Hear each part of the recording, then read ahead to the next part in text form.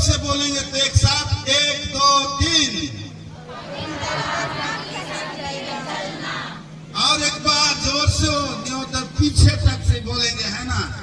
1 2 3। तुम्हें चलना, एक पवित्र आत्मा की सामने चलना। इधर से भी एक बार बोल देंगे 3। पवित्र आत्मा की शक्ति में चलना। यस, धन्यवाद। पावर कोई न कौन नहीं चाहता है? कौन है जो पावर नहीं चाहते हैं? शरीर के लिए पावर चाहिए, बोलने के लिए चाहिए, माइक के लिए पावर चाहिए, अभी गाने के लिए ऊंची आवाज में महिमा करने के लिए आवाज चाहिए। कुछ देर पहले यहाँ पर लाइन कट गया था या कुछ तकनीकी खराबी हो गई थी सिस्टम में, और तब हम लोग कितना मुश्किल हो रहा था बिना पावर का गाने के लिए, ना, है ना? कितना हम लोग को कितना मुश्किल हो रहा था। हम लोग एक साथ लय लगा करके ताल के साथ नहीं गा पा रहे थे, क्योंकि हम लोगों ने देखा कि समय हम लोगों का माइक सिस्टम पावरलेस हो गया था, है ना? क्या हुआ था? पावरलेस हो गया था, और इस पावरलेस होने के कारण हम लोग गा नहीं पाए। वैसे ही हम लोग सभी कोई जानते हैं कि पावर सबको जरूरत है, सबको जरूरत है। अगर आपके शरीर में ताकत नहीं रहता, बल नहीं मिलता, पावर नहीं रहता, तो इस समय आप लोग नहीं आते, हम लोग नहीं आता, मैं नहीं आता। इस समय मुझे बोलने के लिए अधिकार और पावर नहीं मिलता, तो मैं आप लोगों के पास परमेश्वर का सामर्थ्य वचन को नहीं बोल पाता। तो इसलिए आज जो विषय दिया गया है वो विषय है पवित्र आत्मा की शक्ति में चलना, और इसको हम लोग दूसरे शब्द में बोलेंगे पवित्र आत्मा की सामर्थ्य में चलना, है ना? पवित्र आत्मा की सामर्थ्य में चलना। शक्ति और सामर्थ्य दोनों शब्द बाइबल में पाया जाता है ना? तो सामर्थ्य में चलना, और वचन में लिखा हुआ है प्रेरित 1:8 में क्या लिखा हुआ है कि जब पवित्र आत्मा तुम पर आएगा तो तुम सामर्थ पाओगे, सामर्थ पाओगे, और यरूशलेम में और यहूदिया में और सामरिया में और पृथ्वी के छोर तक तुम मेरे गवाह होंगे। भाइयों बहनों, आज ये शक्ति आज हमारे इस पृथ्वी के इस छोर तक पहुंच गया है। कहने का मतलब जो जगह आज हम लोग बैठे हैं या पृथ्वी का एक छोर है, ये एक छोर है जहां पर आज हम लोग बैठे हैं, और इसी छोर में आज हम लोग बैठ करके हम लोग गवाही दे रहे हैं, है ना? वही सामर्थ जो पेंटिकोस्ट के दिन में पवित्र आत्मा का उतरना यरूशलेम में हुआ, आंधी की सी सनसनाहट हुई, और हरेक की जीव में जो उस समय उस जगह पर थे लगभग 120 देश के लोग थे, उस 120 देश के लोगों के जीव में आग से फटती हुई जीभें सुनाई दी, और सनसनाहट की आवाज सुनाई दी, आंधी सुनाई दी, और लोग उस आवाज को सुन करके लोग चकित हो गए। और वहां पर जो लोग थे जिनके ऊपर शक्ति उतरा, पवित्र आत्मा उतरा, वो पवित्र आत्मा को उतरने के बाद वे लोग सामान्य व्यक्ति नहीं रह गए, वे लोग असामान्य व्यक्ति हो गए। वे लोग ऑर्डिनरी नहीं, एक्स्ट्रा ऑर्डिनरी व्यक्ति बन गए, और उन्हीं के द्वारा से पवित्र आत्मा का सामर्थ गवाह बन करके, गवाही बना करके पवित्र आत्मा ने दुनिया के कोने कोने में भेजा, और आज उसी सामर्थ को आज हम लोग यहाँ पर भी महसूस कर रहे हैं। उसी पवित्र आत्मा की सामर्थ से आज हम लोग यहाँ पर आज सुसमाचार को पाते हैं, और सुसमाचार को सुनते हैं, और सुसमाचार के अनुसार हम लोग चलने के लिए हमारे लिए आधार मिलता है। तो ये परमेश्वर का सामर्थ है। तो हम लोग जानते हैं बाइबल में पवित्र आत्मा के बारे में बहुत अधिक बातें किया गया है, बहुत अधिक बातें किया गया है। और सबसे पहले जब बाइबल को लिखा जा रहा था, उत्पत्ति की पुस्तक उसका पहला अध्याय का 2 पद में हम लोग देखते हैं, वहां पर से ही आत्मा का मंडराने की बात को, सामर्थ्य आत्मा के मंडराने की बात को वहां पर हम लोग देखते हैं। वहां पर जल के ऊपर आत्मा मंडलाता था, और वो आत्मा जो परमेश्वर का आत्मा था, वो आत्मा उस जगह था जो बाइबल में सबसे पहले आत्मा शब्द आया, और वहीं से वो आत्मा का काम धीरे धीरे वो आत्मा काम करते चला गया। तो मैंने कहा त्रिएक परमेश्वर पिता, पुत्र और पवित्र आत्मा, ये तीन परमेश्वर, त्रिएक, तीन में एक परमेश्वर है, और ये तीन में एक परमेश्वर है। और इसको हम लोग दूसरे शब्दों में कहेंगे कि परमेश्वर पिता, परमेश्वर पुत्र, परमेश्वर पवित्र आत्मा। इस रूप में आज हम लोग बाइबल में हम लोग परमेश्वर का स्वरूप को पाते हैं, परमेश्वर का गुण को पाते हैं। भाइयों तथा बहनों, ये हम लोग देखते हैं परमेश्वर ने अपने काम को करने के लिए उन्होंने ऐसी आत्मा का इस्तेमाल किया। अगर हम लोग देखेंगे यूहन्ना उसका 4 अध्याय का 24 पद में, तो परमेश्वर खुद आत्मा है, परमेश्वर खुद आत्मा है, स्पिरिट है ना, स्पिरिट है, आत्मा है, होली स्पिरिट है। वहां पर बोलता है, वहां बोलता है कि क्योंकि परमेश्वर आत्मा है, क्योंकि परमेश्वर आत्मा है और अवश्य है, आत्मा भी है और अवश्य है, इसलिए आत्मा और सच्चाई से तुम आराधना करो, बोलता है ना। आत्मा और सच्चाई से तुम आराधना करो। किसकी आराधना करो? परमेश्वर की आराधना करो। और इसके द्वारा से हम उसके लिए, उसके बाद हम लोगों को यीशु मसीह का संसार में आना हुआ, इस संसार में आना हुआ, और उसके आने से हम लोग जानते हैं कि जब यीशु मसीह बपतिस्मा लिया, उस समय कबूतर की नाई यीशु मसीह के ऊपर बपतिस्मा लेने के बाद में उतरा, और उसके बाद से यीशु मसीह सामर्थ के साथ में अपना सेवकाई को शुरू करते हैं, और उसके बाद उसका परीक्षा शैतान से भी सामना करना पड़ता है। हम लोग लूका 4 में भी पाते हैं, मत्ती उसका 4 अध्याय में भी यीशु की परीक्षा के बारे में पाते हैं। और इस रीति से हम लोग यीशु मसीह को हम लोग उस परीक्षा में हम पाते हैं कि शैतान की शक्ति से, शैतान की शक्ति को पराजित करके वह जयवान होता है, वह जयवान होता है।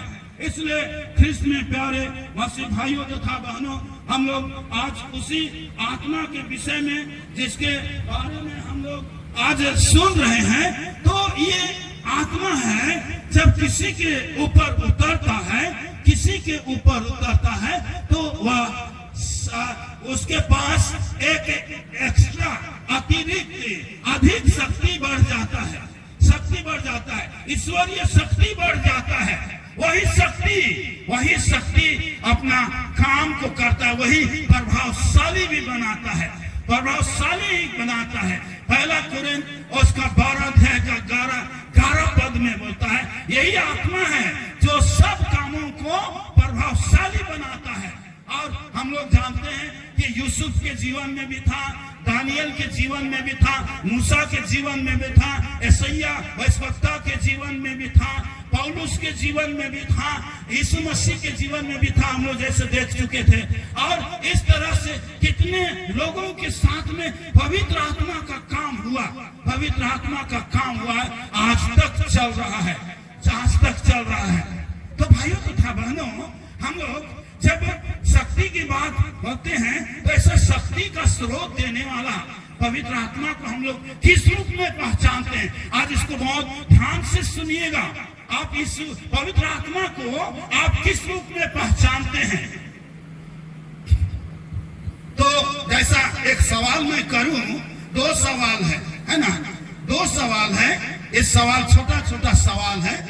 इस सवाल में पहला सवाल है, पवित्र आत्मा क्या है? पवित्र आत्मा कौन है? दूसरा सवाल, पहला सवाल पवित्र आत्मा क्या है, और दूसरा सवाल है पवित्र आत्मा कौन है? कोई बता पाएंगे कि कौन सा सवाल सही है? कोई बता पाएंगे इधर से? पवित्र आत्मा क्या है या पवित्र आत्मा कौन है? पवित्र आत्मा कौन है? हमारे पीछे से हमारे पादरी साहब का जवाब मिला, पवित्र आत्मा कौन है? इसका मतलब है हम लोग उसी को पूछते हैं कि तुम कौन हो। कोई व्यक्ति को पूछते हैं, और जब इसको अगर पुलपिट को हम पूछेंगे तो इसको हम कहेंगे ये क्या है ना? ये क्या है? तो मैं दिखा रहा हूं क्या है, तो आप लोग बोलिएगा यह पुलपिट है ना? ये पुलपिट है। मेरे बारे में आप अगर पूछेगा तो आप कौन है ना? तो व्यक्ति को हम लोग पूछते हैं कि आप कौन है ना? और कोई चीज को पूछते हैं तो ये क्या चीज है? तो आज समझने के लिए इस सवाल को मैं आप लोग के बीच में रखा हूं, ताकि आज हमको बिल्कुल अच्छी तरह से समझ करके जाना है कि पवित्र आत्मा कोई चीज नहीं है, कोई ऐसा वस्तु नहीं है, लेकिन वह त्रिएक परमेश्वर का एक परमेश्वर है और वह व्यक्ति है। वह व्यक्ति है। जैसा हम एक व्यक्ति हैं, जैसे आप लोग, एक बच्चा भी एक व्यक्ति है, आप लोग जवान लोग हैं, ज्योति भाई बहन चाहे जितने भी लोग हैं, हम लोग एक व्यक्ति हैं। हमको कोई मारता है तो हमको तकलीफ होता है, और जब हम लोगों के सामने कोई भावनात्मक घटनाएं घट जाती है तो उसको देखकर हम लोग रोते हैं, है ना? हम लोग कोई हमको बदनाम करता है तो हम लोग उसको बुरा फील करते हैं। कोई हमको इग्नोर करता है तो हमको बुरा लगता है। तो पवित्र आत्मा एक व्यक्ति है जो दिखता तो नहीं है, लेकिन वह एक व्यक्ति की तरह है। आज उसको हम लोग एक पर्सन की तरह हम लोग उसको कहें, है ना? तो ये पवित्र आत्मा है, स्पिरिट है। बाइबल में 2 स्पिरिट का वर्णन किया गया है ना? और कई भी प्रकार का होगा, लेकिन इस समय हम 2 स्पिरिट के बारे, एक तो पवित्र आत्मा है और दूसरा है दुष्ट आत्मा। दुष्ट आत्मा है एक, और एक है पवित्र आत्मा।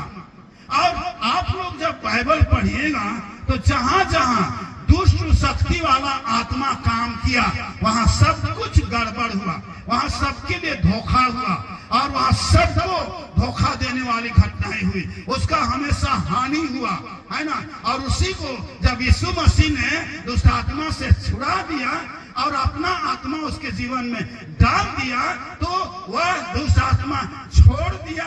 यीशु का आत्मा उनके जीवन में काम करना शुरू किया और वो यीशु मसीह का गवाही देना शुरू हो गया। तो हम लोग आज जाने कि दोनों आत्मा में शक्ति है, दुष्ट आत्मा में भी शक्ति है, क्योंकि दुष्ट आत्मा एक नहीं होता है, और हजारों हजार की संख्या में वो एक आदमी के ऊपर अटैक करता है जब उनको कमजोर पाता है और उसका दशा को पहले से और अधिक बुरा बना देता है। और संसार में दुष्ट आत्मा की शक्ति बहुत ज्यादा है और अभी बहुत एक्टिव हो गया है ना? एक्टिव हो गया है और ये भी अपना काम कर रहा है। दुष्ट आत्मा की शक्ति मनुष्यों को सता रहा है, सताने के लिए मजबूर कर रहा है, और ये भी लोगों को परेशान कर रहा है, कंफ्यूजन पैदा कर रहा है, और लोगों को बर्बाद करने के राह में ले चल रहा है, और लोगों को भरमा रहा है, लोगों को भटका रहा है। ये वही आत्मा है जिसको हम लोग दुष्ट आत्मा बोलते हैं। दुष्ट आत्मा यूहन्ना नीति वचन उसका 24 अध्याय का 8 पद में ऐसा लिखा है दुष्ट के बारे में। दुष्ट शब्द हम लोग बाइबल में बहुत पाते हैं। दुष्ट लोग किसको बोलते हैं, है ना? दुष्ट हम लोग वहां सुनते हैं, वहां पर लिखा हुआ है को जो सोच विचार करके बुराई करता है उसी को दुष्ट बोलते हैं, है ना? और वही दुष्ट का आत्मा सोच समझ करके परमेश्वर का वचन को भी जानता है दुष्ट आत्मा, है ना, परमेश्वर का वचन को भी जानता है और उसके द्वारा से भी भरमाता है। यीशु का परीक्षा भी लिया, हमारा भी परीक्षा लेता है। एक ही परीक्षा में कहीं हम लोग कभी कभी तो उसी के अधीन में चले जाते हैं, ऐसे चले जाते हैं और इस तरह से कब किसको भरमा देगा हम लोग नहीं जानते हैं। जब तक जानेंगे तब तक बहुत देर हो चुका होगा।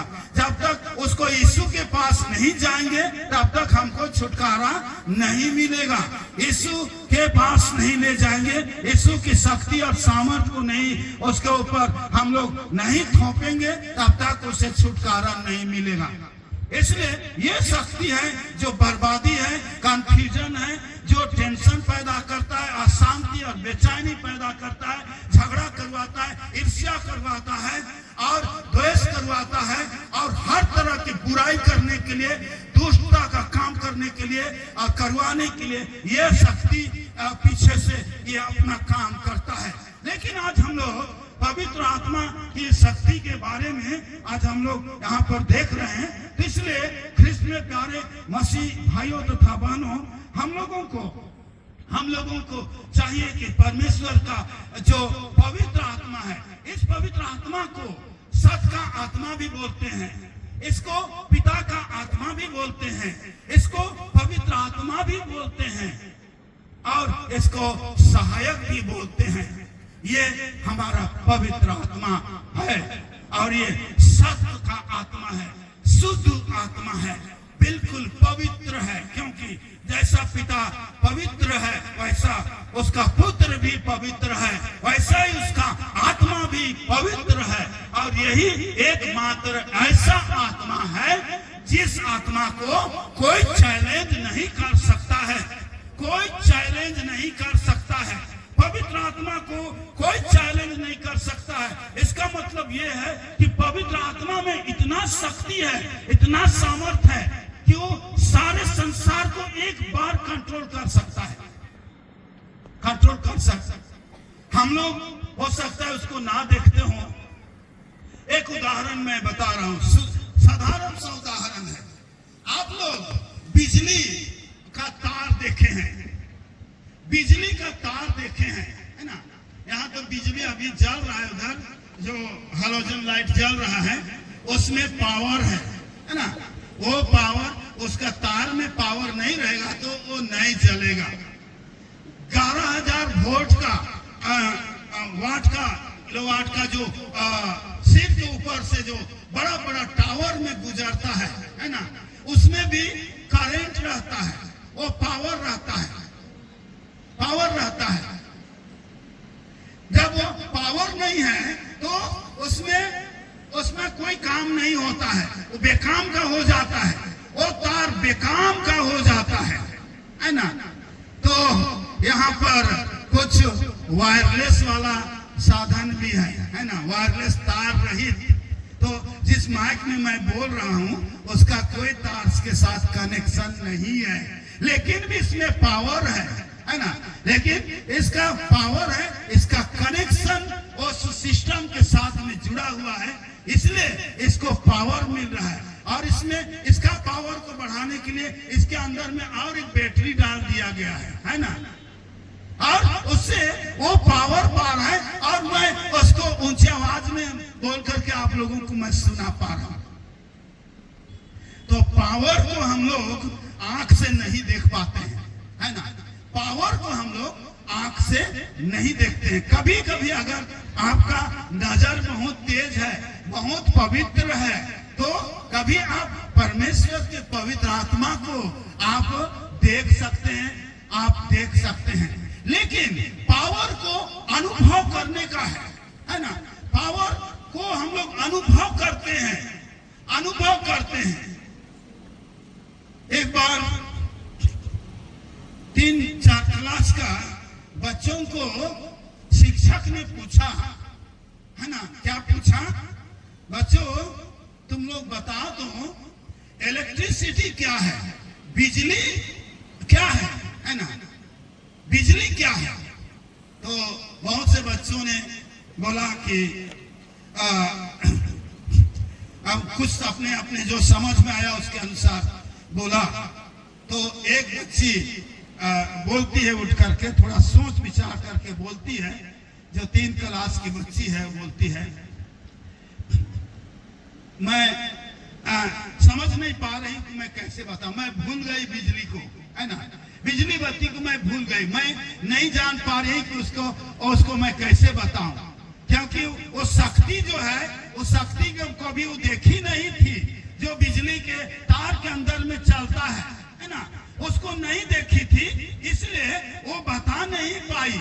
तो ऐसा ही कभी कभी हम लोग बिजली का पवित्र आत्मा का शक्ति को, जो अंडर करेंट है, जो अंदर में चलता है, वो शक्ति को हम लोग महसूस नहीं कर पाते हैं।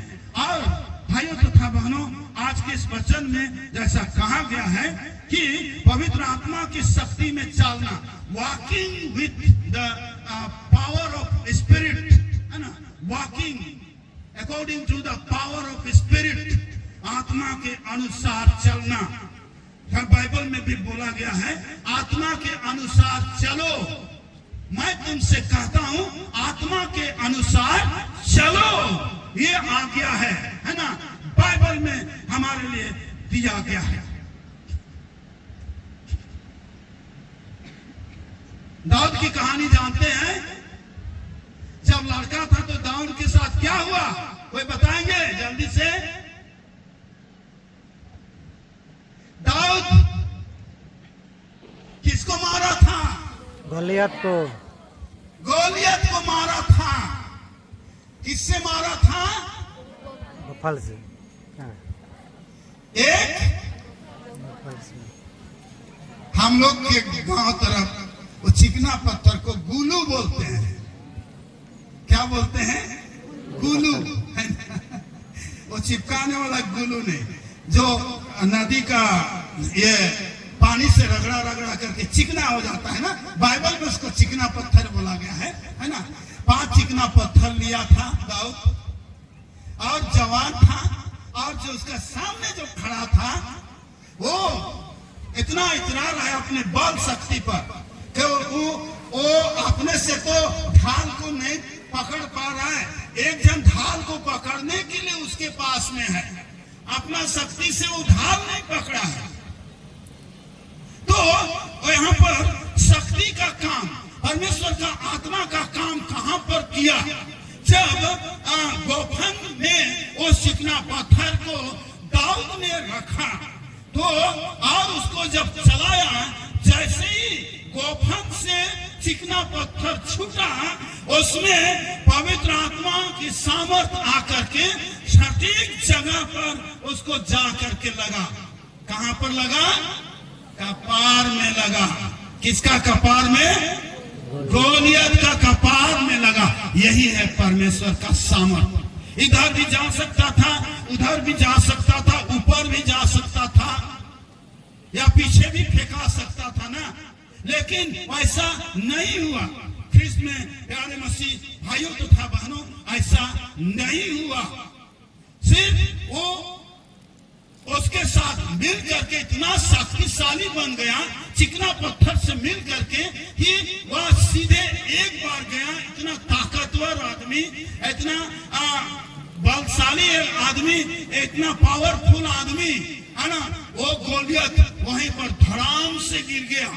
ये है परमेश्वर की सामर्थ, परमेश्वर की सामर्थ। और हम लोग बाइबल में कई जगह ऐसा हम लोग पाते हैं, इस जगह हम लोग पाते हैं, जैसा कि जब मूसा ने लाल समुद्र के सामने अपने लोगों के साथ में खड़ा था, और लाल समुद्र के किनारे पर खड़ा है, और पीछे से बहुत बड़ी शक्तिशाली सेना आ रहा है, सेना आ रहा है, और वो फिरौन का सेना है। क्या करें? आगे समुद्र है, पीछे शत्रुओं का सेना है, और लोग मारने के लिए, उनको सत्यानाश करने के लिए उनको आज आ रहे हैं, पकड़ करके उनको मारने के लिए आ रहे हैं, इस्राएलियों को खत्म करने के लिए आ रहे हैं। एक तो परमेश्वर उनके बीच में, सेना और सेना के बीच में, और सेना के बीच में और इस्राएलियों के बीच में आग का खंभा बन करके खड़ा हो गया। आग का खंभा बन करके खड़ा हो गया। और मूसा ने परमेश्वर से प्रार्थना की, यहोवा परमेश्वर, मैं क्या करूं? इस समय तो ऐसा परिस्थिति है, मुझको सुनना पड़ रहा है कि हमको मरवाने के लिए मूसा हमको तुमने यहाँ पर लाया है। देखो पीछे से सेना आ रहे, आगे लाल समुद्र है, क्या करना होगा? तो मूसा ने प्रार्थना किया और यहोवा ने उनको उत्तर दिया कि जो लाठी तू अपने हाथ में पकड़ा है उस लाठी से तो लाल समुद्र को मार। जैसे ही उसने मारा, उस लाठी में पावर आ गया और पावर जैसे ही वो पावर, आत्मा का पावर, शक्ति, सामर्थ, वो पावर वो पानी को छूता है, वैसे पानी को चीर देता है और रास्ता बन जाता है और दोनों तरफ दीवार की तरह पानी खड़ा हो जाता है और बीच में सीधा इस्राएल के लोग आगे निकल जाते हैं, पार चले जाते हैं। और इस तरह परमेश्वर अपने आत्मा का काम को इस रीति से अगुओं के माध्यम से, लोगों के माध्यम से उसने अपना पावर को प्रदर्शन किया, पावर को दिखाया, क्योंकि वे लोग परमेश्वर का भय मानते थे, परमेश्वर का वे लोग आदर और सम्मान करते थे, उसकी व्यवस्था को मानते थे और इसलिए परमेश्वर के कहे हुए बातों के अनुसार चलते थे। और इसलिए उनके पास ऐसा पावर था जिस पावर को कोई चैलेंज नहीं कर सकता था। आज हम लोगों को उसी पावर के साथ में हमको आगे बढ़ने के लिए कहा है। हम लोगों को क्या अभी के समय में ये पवित्र आत्मा काम कर रहा है? ये एक सवाल है। पवित्र आत्मा आज हम लोगों के बीच में क्या काम कर रहा है? भाइयों तथा बहनों, ये पवित्र आत्मा यीशु के द्वारा भेजा गया है। यीशु ऊपर गया, जाने से पहले उसने कहा कि मेरा जाना जरूरी है, जब तक मैं नहीं जाऊंगा तब तक मैं तुम्हारे लिए सहायक नहीं भेज सकता हूं। इसलिए मैं जाऊंगा और मैं भेजूंगा, तुम्हारे लिए सहायक भेजूंगा। यूहन्ना उसका 14 अध्याय में हम लोग पूरी अध्याय में ही इसको हम लोग पाते हैं और 16 में भी पाते हैं, 16 अध्याय में भी पाते हैं। पवित्र आत्मा को भेजने की, जाने की बात और भेजने की बात को यीशु मसीह ने कहा। और इस तरह से जैसे यीशु ने गया, यीशु ने ऊपर गया, स्वर्गारोहण हुआ, उसका 10 दिन के बाद में, 10 दिन के बाद ठीक पेंटिकोस्ट के दिन या 50वें दिन में यीशु ने पवित्र आत्मा को यरूशलेम में भेजा। जाने से पहले उसने कहा दिया है कि जब तक तुम्हारे लिए सहायक नहीं आता है तब तक तुम इसी जगह पर रुके रहो, यरूशलेम के उस कमरे में रुके रहो, प्रार्थना करते रहो और जब तक नहीं आता है तब तक वहां से तुम लोग इधर उधर मत होना। और जैसा यीशु ने प्रतिज्ञा किया था वैसा ही आया और आकर के ये पहली शताब्दी में हुआ। और इसी पवित्र आत्मा की सामर्थ्य से लोगों ने पवित्र आत्मा की सामर्थ्य को अनुभव किया और कलीसिया भी खड़ा हुआ और उसी सामर्थ्य में, उसी के बैकग्राउंड में कलीसिया पवित्र आत्मा का ग्राउंड में, पवित्र आत्मा का आधार में ही कलीसिया खड़ा हुआ। और इस तरह कलीसिया के लोग उसके साथ जुड़ते गए और लोग जुड़ते गए और जुड़ते गए। और उसी के सामर्थ्य में होकर के पतरस ने जब खड़ा किया, पतरस ने जो खड़ा होकर के भाषण दिया और उसी समय लगभग 3000 लोग उसी पवित्र आत्मा के सामर्थ्य से यीशु मसीह को लोगों ने ग्रहण किया और इस तरह से वहां पर कलीसिया खड़ा हो गया। ये पवित्र आत्मा का सामर्थ्य है। और हम लोग जो आज जिस कलीसियाओं में रहते हैं उस कलीसिया का भी आधार पवित्र आत्मा है। और हम लोग उसी कलीसिया के लोग हैं जो पवित्र आत्मा की सामर्थ्य से स्थापित हुआ है, क्योंकि यरूशलेम से जर्मनी गया कलीसिया, और इस तरह कलीसिया बढ़ते गया, फिर जर्मनी से यहाँ आया और छोटा नागपुर में आया, फिर छोटा नागपुर से उड़ीसा में आया, और इस समय हम लोग अपने कलीसिया के विषय में कहेंगे तो 11 स्टेट में इस कलीसिया का विस्तार हुआ है। हमारे लोग हैं और लोग इस तरह से आराधना करते, स्तुति महिमा करते हैं। ये पवित्र आत्मा का काम है। इसलिए भाइयों तथा बहनों, ये पवित्र आत्मा जो है ये हम लोग से क्या मांगता है ना? क्या बहुत ज्यादा पढ़ाई लिखाई मांगता है? क्या बहुत ज्यादा योग्यता मांगता है? बहुत ज्यादा धर्मी होने के लिए मांग करता है? हाँ, लेकिन एक चीज का मांग करता है, वो है विश्वास की मांग करता है। पवित्र आत्मा विश्वास की मांग करता है, और किसके ऊपर विश्वास करना है? यीशु मसीह पर विश्वास करना है। यीशु मसीह पर विश्वास करना है, इसकी मांग वह करता है। और यह आत्मा ऐसा है कि यह समर्पण, सबसे अधिक समर्पण मांगता है। समर्पण माने सौंपना, अपने को पूरी तरह से पवित्र आत्मा के अधीन में कर दो, मेरे अधीन कर दो। ये आज पवित्र आत्मा बोलता है। इसीलिए कहता है कि मेरे जो आत्मा के अनुसार चलते हैं वे परमेश्वर के संतान कहलाते हैं, है ना? परमेश्वर के संतान कहलाते हैं। तो जैसा हम लोग रोमियोस का 8 अध्याय का 16 पद में ऐसा वचन में लिखा हुआ है, क्या लिखा हुआ है? आत्मा, आप ही हमारी आत्मा के साथ साथ उसी आदम के मुंह में चला गया, सांस में चला गया, और वो सांस में होकर के जीवन बन गया। वो है वही आत्मा आज हम लोगों के लिए भी है, क्योंकि हम लोग आदम के वंश के लोग हैं। परमेश्वर ने सब चीज को वचन से और आत्मा की सामर्थ्य से बनाया, लेकिन मनुष्य को अपने हाथ से बनाया, और उनके लिए स्पेशल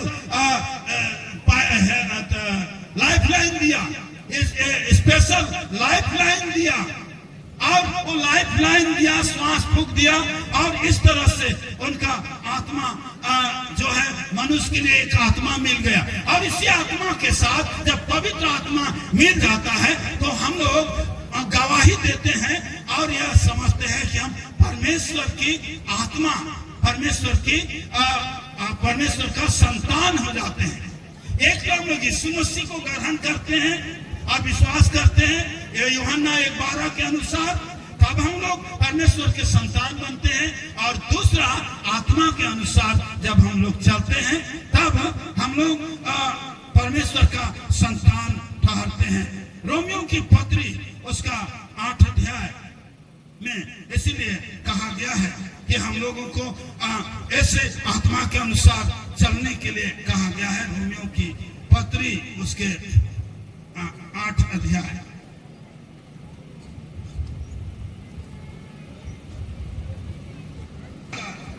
गलाती की पुस्तक उसका 5 अध्याय, गलाती की पुस्तक उसका हम लोग 5 अध्याय का 16 पद को देखेंगे। इसमें इस प्रकार से कहा गया है, पर मैं कहता हूँ आत्मा के अनुसार चलो तो तुम शरीर की लालसा किसी रीति से पूरी ना करोगे, क्योंकि शरीर आत्मा के विरोध में और आत्मा शरीर के विरोध में लालसा करता है।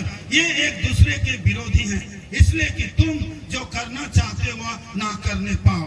तो भाइयों तथा बहनों, यहाँ पर हम लोगों को कहा गया है कि यहाँ पर 2 चीज को ध्यान में रखिएगा। एक है हमारे लिए परमेश्वर ने शरीर दिया है, देह दिया है, और दूसरा आत्मा भी दिया है।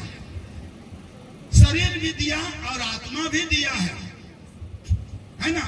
और वो यहाँ पर आत्मा का मतलब हो रहा है पवित्र आत्मा के विषय में, यहाँ पवित्र आत्मा के विषय में यहाँ पर बताया जा रहा है। तो लोगों को ध्यान से सुनिएगा, ध्यान से सुनिएगा। ये शरीर है ना, जो हमारे शरीर है, परमेश्वर ने दे दिया है, हाड़ मांस का शरीर है, या बहुत ही इम्पोर्टेंट चीज है ना। ये शरीर है, ये शरीर है, और इसके लिए हम लोग बहुत चिंता करते हैं। और इस शरीर को सजाने के लिए, इस शरीर को अच्छा से अच्छा, सुंदर से सुंदर, स्मार्ट बनाने के लिए, और इसको हम लोग ब्यूटीफुल बनाने के लिए हम लोग हर तरह से प्रयास करते हैं, और स्वस्थ रखने का भी कोशिश करते हैं, साफ सुथरा रखने का कोशिश करते हैं, नया कपड़ा पहनाने का कोशिश करते हैं। और इस तरह से ये शरीर जो है, ये शरीर एक तरफ है जो हमारा शरीर है, और दूसरी तरफ है पवित्र आत्मा, दूसरी तरफ है पवित्र आत्मा है। तो पवित्र आत्मा और शरीर, पवित्र आत्मा और शरीर, देह जो है, दोनों एक दूसरे के विरोधी हैं, दोनों एक दूसरे के विरोधी हैं। यहाँ बाइबल में जैसा कह रहा, मैं ऐसा कह रहा हूँ, मैं नहीं कह रहा हूँ, बाइबल में यह कह रहा है। क्योंकि आत्मा शरीर के विरोध में काम करती है, और शरीर आत्मा के विरोध में काम करती है। यह इसलिए होता है क्योंकि हम लोग जो परमेश्वर का काम करना चाहेंगे उसको ना करने पाए। और उससे पहले कहा है कि तुम आत्मा के अनुसार चलो, आत्मा के अनुसार चलो, यह बाइबल का आज्ञा है। और कई जगह पर हम लोगों के लिए ऐसा वचन मिलेगा कि आत्मा के अनुसार चलो, आत्मा के अनुसार चलो, आत्मा के अनुसार चलो, ऐसा कई जगह हम लोगों को बाइबल में वचन मिलेगा। तो इतनी सारी जो हम लोगों के लिए दिया गया है। और मैं आप लोगों को बताता हूँ कि शरीर का काम 15 बताया गया है, 15 काम बताया गया है, जो हम लोगों को गलाती 5:19 से शुरू होता है ना, शुरू होता है और चला जाता है 21 पद तक। उसमें शरीर का काम है, उसको कोई माइक में जल्दी जल्दी पढ़ देंगे तो इसको समझना जरूरी है। किस तक है? शरीर में काम तो प्रकट है, अर्थात व्यभिचार, गंदे काम, लूचपान, विरोध, फूट, विधर्म, डाह, मतलावापन, लीला क्रीड़ा और इनके जैसे और काम है। इनके विषय में मैं तुमसे पहले से कह देता हूँ, जैसा पहले कह भी चुका हूँ, कि ऐसे काम करने वाले परमेश्वर के राज्य के वारिस ना होंगे, नहीं होंगे, है ना। इनका काम तो प्रगट है बोल रहा है, और इसको आप गिनिएगा तो 15 है ना, इसमें 15 शब्द है जो बुराई को बताता है, जो शरीर करवाता है। तो ख्रिस्त में प्यारे मसीह भाइयों बहनों, आप लोगों में से बहुत कोई, आप लोग जवान है, युवती है, युवती है। तो आजकल ऐसे शरीर का काम इतना सस्ता और इतना सहज से इस संसार में हो रहा है कि अगर हम लोग सावधान ना रहें तो ऐसा गफलत में हम लोगों को डाल देगा कि इस शरीर के कारण हम लोग कहां पहुंचने से वंचित हो जाएंगे, कहां स्वर्ग का राज में कवारिस हम लोग नहीं हो पाएंगे। ये शरीर का काम है, तो अगर स्वर्ग में जाएंगे तो कहां जाएंगे, है ना। ये कमजोर करेगा, ये परमेश्वर के उपस्थिति में चलने के लिए, परमेश्वर के सामर्थ्य में चलने के लिए। इसीलिए यीशु ने कहा कि प्रार्थना करो कि तुम परीक्षा में ना पड़ो। आत्मा तो तैयार है परंतु शरीर दुर्बल है। इसीलिए कहा गया वचन में, मत्ती उसका 26 अध्याय का 41 पद में इस वचन को परमेश्वर ने अपने वचन में कहा है, यीशु ने खुद कहा है। इसलिए हम लोग जांच ले हम किसके अनुसार चलते हैं, है ना। इसमें से एक भी जो 15 शब्द है, लुचपन है ना, लीला क्रीड़ा है, व्यभिचार है, लोभ है, और भी बहुत तरह का इसमें 15 ठो शब्द है। 15 में से एक ठो भी लटकन या झटकन अगर शरीर में लटक के और बुराई करने के लिए हमको मजबूर किया है, इसका मतलब है कि हम लोग पृथ्वी में अटक जाएंगे, हमारे लिए स्वर्ग का रास्ता बंद हो जाएगा। टोटल हमको छोड़ना पड़ेगा, टोटल छोड़ना पड़ेगा। तो इसके लिए हमको क्या करना होगा?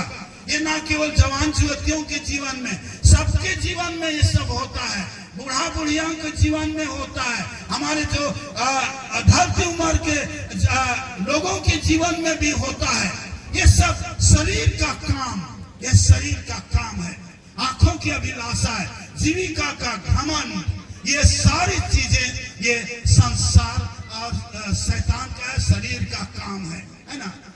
ये तो इससे हमको आज बचना है, इससे बचना है और इस शरीर का दुरुपयोग नहीं करना है, क्योंकि लिखा हुआ है ये शरीर जो है हमारा, ये शरीर है परमेश्वर के पवित्र आत्मा के लिए मंदिर है, यह मंदिर है। दूसरा पहला कोरिन्थियों का 3 अध्याय का 16 पद में जैसा लिखा हुआ है, क्या तुम नहीं जानते कि तुम परमेश्वर के मंदिर हो जिसमें परमेश्वर का आत्मा वास करता है? जो कोई इस मंदिर को नाश करेगा उसको मैं नाश करूंगा। ये परमेश्वर का चेतावनी है, चेतावनी है। इसलिए कोई दूसरा विकल्प नहीं है, कोई दूसरा ऑप्शन नहीं है, उसको तो हमको छोड़ना भी है। लेकिन कैसे छोड़ें? इतने सारे बुराई जो संसार में है, जो शरीर के साथ लटका रहता है, छुड़ाना चाहते हैं, नहीं छूटता है, उससे कैसे छुड़ाएं? तो इसी के लिए तो पवित्र आत्मा है ना। यीशु ने कहा मैं तुम्हारे लिए सहायक भेजूंगा, है ना? ये हमारा सहायक है, हमारा हेल्पर है, हेल्पलाइन है। चाहे कितना बड़ा चैलेंज आपके जीवन में हो, चाहे पाप का चैलेंज हो, चाहे बुराई का चैलेंज हो, चाहे किसी भी प्रकार का गरीबी का चैलेंज हो, चाहे बेरोजगारी का चैलेंज हो, चाहे शादी नहीं होने का चैलेंज हो, चाहे जो भी हो, जो भी संसार में चैलेंज आता है जो हमारे जीवन को रोक करके रखता है, उसको कौन क्लियर करता है? हमारा पवित्र आत्मा क्लियर करता है, पवित्र आत्मा क्लियर करता है। इसीलिए पवित्र आत्मा को अपने हृदय में जगा दो, उसको जगा दो। आज इस पवित्र आत्मा को लेकर कितने लोग भरमाए जाते हैं, कितने लोग भरमाए जाते हैं। अगर आप लोग कोई ये दावा करता है कि ये कलीसिया में पवित्र आत्मा से चलाया हुआ, पवित्र आत्मा की अगुवाई में मेरा कलीसिया चलता है, इसलिए मेरा कलीसिया में आ जाओ। और उसी जगह अगर वो बहुत ज्यादा पैसा का लोभ लालच करके उसको ताक में रख करके पैसा बहुत ज्यादा मांगता है तो लालच करता है, तो लालच भी तो शरीर का काम में आ जाता है ना, लालच भी तो शरीर का काम में आ जाता है। उसके पीछे पैसा होता है ना, पैसा होता है। तो इसके भरमाने में हमको नहीं भरमना है। आप कहीं भी जाइएगा, आप अपने को अगर आत्मा के अनुसार, ठीक से सही आत्मा के अनुसार नहीं चलाइएगा तो आप कहीं भी जा करके सुरक्षित नहीं रह सकते हैं। कहीं भी जा करके आप अपने को सही दशा में, आत्मा के सही पोजीशन में नहीं रख सकते हैं, तो आप वहां भी सुरक्षित नहीं है। वहां भी आप स्वर्ग के राज का अधिकारी उस कलीसिया से भी नहीं जा सकते हैं, नहीं जा सकते हैं। हाँ, जैसे कितने लोग दावा करते हैं, कितने लोग दावा करते हैं और कितने लोग भटक जाते हैं, बड़े आराम से भटक जाते हैं। एक ही झटका में सब हवा में उड़ जाते हैं। भाइयों तथा बहनों, आज आपसे, आप लोगों से प्रार्थना है कि हमारा लुथरन कलीसिया है, लुथरन कलीसिया परमेश्वर की आत्मा के द्वारा से स्थापित किया गया है। आज संसार में बहुत सारे लुथरन कलीसियाएं हैं, बहुत सारे लुथरन कलीसियाएं हैं। उनमें से हम लोग का भी एक लुथरन कलीसिया है। अगर आज आत्मा का काम नहीं होता, north western gospel evangelical Lutheran कलीसिया में आज आत्मा का काम नहीं होता, तो आज हम लोग करीब 47 साल का हम लोग का कलिसिया का उम्र हो गया। 47 साल के उम्र में हम लोग कभी घटे नहीं, हम लोग हमेशा बढ़े हैं, हम लोग हमेशा बढ़े हैं। लेकिन अभी क्या परिस्थिति है, आज जो भी समस्याएं हम लोग देखते हैं इस संसार में, कलिसिया के अंदर में भी देखते हैं, कलिसिया के बाहर में भी देखते हैं, तो बाहर की शक्ति आज काम कर रही, क्योंकि हम लोग पवित्र आत्मा के लिए जगह नहीं दे रहे हैं, पवित्र आत्मा के लिए जगह नहीं दे रहे हैं। क्योंकि पवित्र आत्मा क्या है ना, पवित्र आत्मा हम लोगों को पापों से, हमारे पाप को जता देता है। जब पवित्र आत्मा को हम लोग जगह देते हैं अपने हृदय में, तो क्या करता है कि हमारे पाप को बता देता है, फलना तुम्हारे अंदर में ये पाप है, और वो पाप को ऐसा तो प्रकट कर देगा, कन्विक्ट कर देगा, उसको इतना वो कायल कर देगा कि उस आदमी को, जिसको अगर पवित्र आत्मा बता दिया, पापों को क्षमा करता है, उसके लहू क्षमा करता है। पवित्र आत्मा हमारा सहायक है, पवित्र आत्मा हमारे पापों को जताता है, पवित्र आत्मा हमारा गुरु है ना, टीचर है वो। जब पवित्र आत्मा तुम पर आएगा तो सब बातों को सिखाएगा और स्मरण भी दिलाएगा, और रिमाइंडर भी है, याद कराने वाला भी है कि कब तुमको चर्च जाना है, कब तुमको विनती करना है, कब बाइबल पढ़ना है, कब क्या करना है, दिन में कितना बार पढ़ना है, वो सब को तुमको रिमाइंड कराएगा। ये पवित्र आत्मा का भाषा है, पवित्र आत्मा का भाषा है। कभी कभी आप हम लोग अगर बहुत अधिक परमेश्वर के निकट हैं तो सीधे पवित्र आत्मा आवाज के साथ हमारे साथ बात करता है। लेकिन अगर हम पवित्र आत्मा को अगर हम लोग अपने जीवन में काम करने के लिए देते हैं तो वो हमारे मन को चलाता है, वो बुराई के रास्ते को में बोलता है उसमें मत जाओ, ये सही रास्ता है, इसमें तुम जाओ, अभी बाइबल पढ़ो। कभी कभी मैं अनुभव करता हूँ, जब बाहर से कोई सेवा करके आता हूँ तो बहुत थकावट लगता है, अच्छा थोड़ा सा आराम कर लेता हूँ, है ना, पंखा चला के आराम करता हूँ, है ना। तो जब मैं आराम करने की नो आराम, है ना, बाइबल पढ़ो। आज तुम बाइबल नहीं पढ़ा है, तुम बाइबल पढ़ो। इस समय का जो प्रार्थना तुमने नहीं किया है, प्रार्थना करो। और वहीं पर हम लोग अनसुना करते हैं तो परमेश्वर को बहुत तकलीफ होता है। अगर उस आवाज को हम पहचान लेते हैं, सही काम के लिए आत्मा जो अगुवाई करता है वही उसका आवाज है, वही उसका भाषा है, वही उसका आज्ञा है, वही उसका आदेश है। गलत काम के लिए कभी भी पवित्र आत्मा किसी को कोई अगुवाई नहीं करेगा। हमेशा सही रास्ता जो परमेश्वर की इच्छा है, जो यीशु मसीह की इच्छा है, उसी को वो अगुवाई करेगा और कभी गलत रास्ता को अगुवाई नहीं करेगा, और बिल्कुल सटीक रास्ता में वो ले जाएगा और वो पावरफुल बना करके ले जाएगा, पावरफुल बना करके ले जाएगा। क्योंकि पवित्र आत्मा क्या है, जैसा पहला तीमुथियुस इसका 1 अध्याय का 7 पद में लिखा गया है, परमेश्वर का आत्मा भय का आत्मा नहीं है, लेकिन वो किसके लिए वो आत्मा दिया गया है, किसके लिए दिया गया है, वो भय के लिए नहीं परंतु सामर्थ, प्रेम और संयम के लिए दिया गया है। कोई एक बार पढ़ देंगे, है ना, पहला तीमुथियुस 1 अध्याय का 7 पद को जल्दी से पढ़ देंगे। व्यवस्थापक तो होना चाहते हैं, सॉरी उस पर ध्यान दे, नहीं, दूसरा तीमुथियुस 1 अध्याय नहीं, पर सामर्थ्य और प्रेम और संयम की आत्मा दी है। धन्यवाद। और संयम की आत्मा दी है, संयम की आत्मा दी है।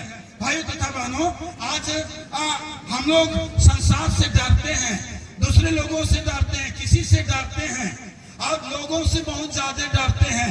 और संसार की दुर्घटनाओं से डरते हैं, लेकिन परमेश्वर का आत्मा हम लोगों को डरने के लिए नहीं दिया गया है, लेकिन वो शक्ति और प्रेम और संयम के लिए दिया गया है। लेकिन इस पवित्र आत्मा से हम लोगों को एक बात के लिए डरने के लिए कहता है कि परमेश्वर का भय मान, ये तो कहता है, ये कहता है परमेश्वर का आत्मा हम लोगों को ऐसे भाषा में वो समझाने का कोशिश कर रहा है, और उसमें कोई हानि नहीं है, कोई हानि नहीं है। इसीलिए और एक वचन हम लोग देखिए, हम लोग भाइयों तथा बहनों, जिस दिन आत्मा के अधीन में हो जाते हैं, उस दिन से हम लोगों का जीवन में गवाही निकलेगा और सामर्थ निकलेगा, साहस और ढाढ़स निकलता है। और किसी बुराई से हमको खुशी नहीं होती है, किसी के बुराई से हमको खुशी नहीं होती है, परंतु उससे दुखित होते हैं, है ना। लेकिन जब कोई अच्छा काम होता है, अच्छी बातें होती है, तो उसे खुश होता है, आत्मा भी खुश होता है, उसकी महिमा होती है। इसलिए हम लोग आज इस बात को भी अपने जीवन में जरूर ध्यान दें। ख्रिस्त में प्यारे मसीह भाइयों तथा बहनों, जैसा हम लोग आत्मा का दूसरा काम को देखेंगे, जिसमें कि ऐसे काम को हम लोग जब देखते हैं, गलाती उसका 5 अध्याय का 19 पद, गलाती उसका 5 अध्याय का 19 पद से आगे ऐसा लिखा हुआ है, इसको मैं ही पढ़ देता हूँ। इसमें बोलता है, पर आत्मा का फल प्रेम, आनंद, कृपा, भलाई, धीरज, विश्वास, नम्रता और संयम है। ये बात को यहाँ बताया गया है। तो ख्रिस्त में प्यारे मसीह भाइयों तथा बहनों, ये वचन जो आज हम लोगों के लिए यहाँ दिया गया है कि इसके विरोध में कोई व्यवस्था ही नहीं है ना, कोई व्यवस्था ही नहीं है। जैसा 22 में लिखा, पर आत्मा का फल प्रेम, आनंद, शांति, धैर्य, कृपा, भलाई और संयम और नम्रता, ऐसे कामों के विरोध में कोई व्यवस्था नहीं है, कोई व्यवस्था। इसको कोई आपको ऐसे आत्मा का फल जिसके जीवन में है, उसको आप इसी रीति से पहचान पाएंगे कि उसके जीवन में प्रेम दिखाई देगा, आनंद दिखाई देगा, शांति दिखाई देगा, धीरज, कृपा, भलाई दिखाई देगा, विश्वास और नम्रता दिखाई देगा और संयम दिखाई देगा। और ऐसे कामों के विरोध में कोई ऐसे फल को देने वालों के लिए कोई दंड का व्यवस्था नहीं है। सब दंड से पार होकर के जीवन को पा चुके हैं, दंड से पार होकर के जीवन पा चुके हैं, जैसा कि हम लोग सबको जानते। इसलिए हमको पवित्र आत्मा के सामर्थ्य को आज लेना बहुत जरूरी है। वो आपको सामर्थ्य बनाना चाहता है, आपके जीवन में आना चाहता है, आपके मंदिर में वास करना चाहता है। इसलिए आप लोग उस आत्मा के से हेल्प लीजिए। आपके अगल बगल में है, वो सब जगह उपस्थित है, अभी यहाँ भी उपस्थित है ना। वो किसी का वो इस बात में प्रतीक्षा कर रहा है कि कौन हमको बुलाएगा, कौन मेरे लिए मुझको अपने हृदय में जगह देगा, उस मंदिर में मैं जाने के लिए तैयार हूँ। ऐसा पवित्र आत्मा कह रहा है, ऐसा कह रहा है, ऐसा आवाज आपको भी बोल रहा है। और इस आत्मा के चलाए चलने से ही हम लोग स्वर्ग राज के अधिकारी हो सकते हैं। जकरिया की पुस्तक उसका 4 अध्याय का 6 पद में बाइबल में बताया गया है ना। ना तो बल से ना शक्ति से, परंतु ना तो बल से और ना शक्ति से, पर आत्मा के द्वारा सब कुछ संभव है। ये बात को वहां पर बताया गया है ना। जरुब्बाबेल नाम का याजक को ये वचन वो जकरिया के माध्यम से कहा गया है, ना तो बल से ना शक्ति से, पर परमेश्वर की आत्मा के द्वारा से सब कुछ हो सकता है। इसलिए आज इस तीसरा पवित्र आत्मा का तीसरा त्रिएक परमेश्वर का ये तीसरा व्यक्ति को आप अपने जीवन में जगह दीजिए। और आपके जीवन में वो जगह मांग रहा है, आपको सहायता करना चाह रहा है, आपको शांति देना चाह रहा है, आपके जीवन के हर एक विपरीत परिस्थिति को वो पलट करके सही स्थिति में रखना चाह रहा है। आपके पास चाहे जितना भी प्रकार का चुनौती क्यों ना हो, सबको पवित्र आत्मा की अगुवाई में आपको सब सहायता मिलेगा। तो ख्रिस्त में प्यारे मसीह भाइयों तथा बहनों, आज यही वचन है आप लोगों के पास में। बिना पवित्र आत्मा का हम लोग कुछ भी नहीं कर सकते, दुनिया में सही रास्ता में नहीं चल सकते, वचन को स्मरण नहीं कर सकते हैं।